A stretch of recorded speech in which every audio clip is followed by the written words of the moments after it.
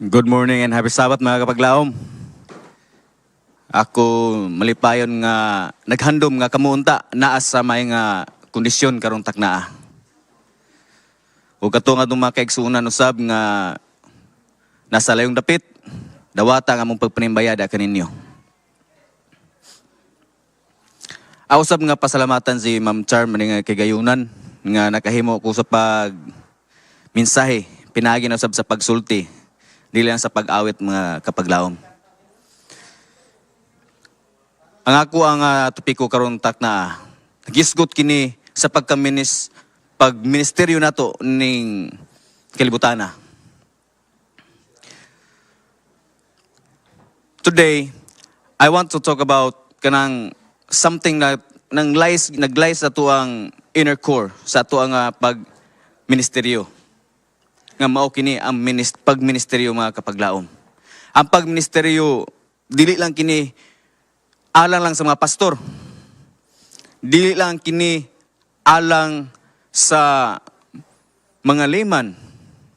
Dili lang kay alang sa mga ato nga mga leaders mga kapaglaom.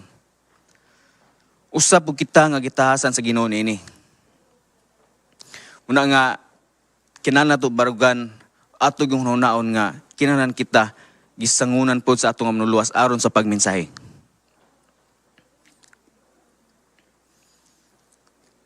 Isip usa ka misyonero mga kaigsunan diri sa Hope Channel.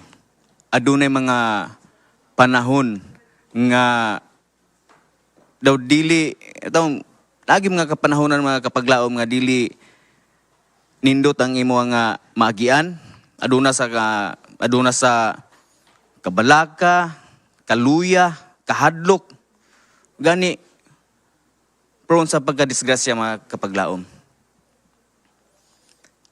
Apan dili kana moibabag alang makahimo ta sa pagmensahe. Or in other words mga kapaglaom, we are all called to ministry. According sa book of 1 Peter 4:10, each of you should use whatever gift you have received to serve others as faithful stewards of God's grace in its various forms. Each of us has been given unique gifts, talents, time, compassion, creativity. And God expects us to use them. Ga-expect yung Ginoo mga kaigsunan nga ato yung gamiton ang mga talento nga gihatag niya sa atoa. Kung ikaw maayo mo kanta sa choir, buhata. Kung ikaw maayo mo wali, wali. Kung ikaw maayo mo pangga o mo encourage sa mga tao nga nangaluya, buhata. Maunay ministeryo mga kapaglaom. Ministry is about love in action. Jesus himself said in Mark 10:45, "For even the Son of Man did not come to be served, but to serve, and to give his life as a ransom for many." Kung ang ato mga ni maluluwas gianhi, aron nga mo serbisyo, aron maluwas ang mga tao nang hinanglan og kaluwasan, how much more kita? Kita mismo mga kapaglaom, kinahanglan nga mubuhat. Walay rason nga dili kita mo apil ni ining buhata. Kung nangandoy magaling ta mga kapaglaom nga mobalik na ato manuluwas. Ministry requires commitment and humility. Muto akong gingon ganina nga sometimes kining ministry is challenging kay mga kapaglaom. Ako dalo ako mo sa akong sugilanon dito sa samtang aduna kami dako nga concert sa praise experience sa Jensen. Ako na ni nga sulti, pero sa alang sa wala nakadungog. Ani ang sugilanon mga kapaglaom. Samtang ako nagbiyahe na padulong diri sa Hope Channel aron nga manggikan mi sa Jensen aron manganta.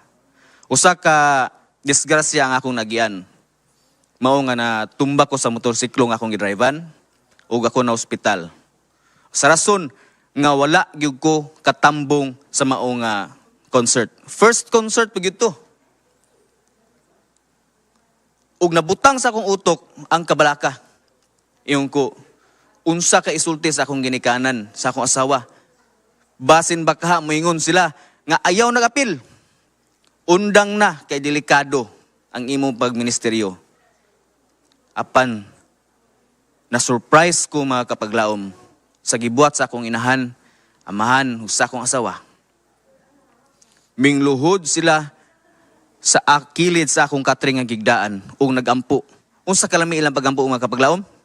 Ginoo, ayuha ang akong anak matob sa inahan. Aron siya makapadayon sa pagmensahe o pagkanta diya kanimo. Na-touch ko mga kapaglaom. Una kayon ko nga, ang pagministeryo kinahanglan gyud nga usahan labi na sa pamilya.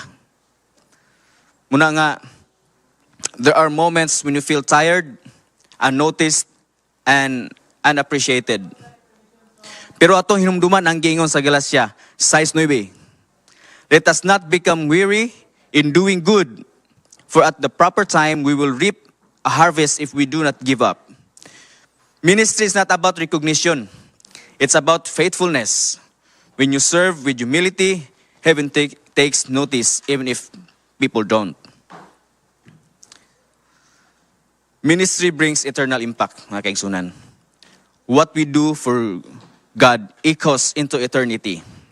The smallest seed you plant today can grow into a tree of faith tomorrow. Mga higala, ang pagministeryo is not just what we do. It is who we are. It is who we are, mga kapaglaom. Kita ang kamot ug tiil sa atong mga kagagahom aron mo kaylap ang mensahe sa kalibutan. Kita ang kamot ug tiil sa atong mga kagahom aron mo kaylap ang mensahe sa tibuok kalibutan. Ako ibilin kaninyo ang bersikulo nga makita sa Colossians 3:23-24. It says, "Whatever you do, work at it with all your heart, as working for the Lord, not for human masters. It is the Lord Christ you are serving. Let's rise up and serve for His glory, for His kingdom, and for His people." Muna akong buong pagampo.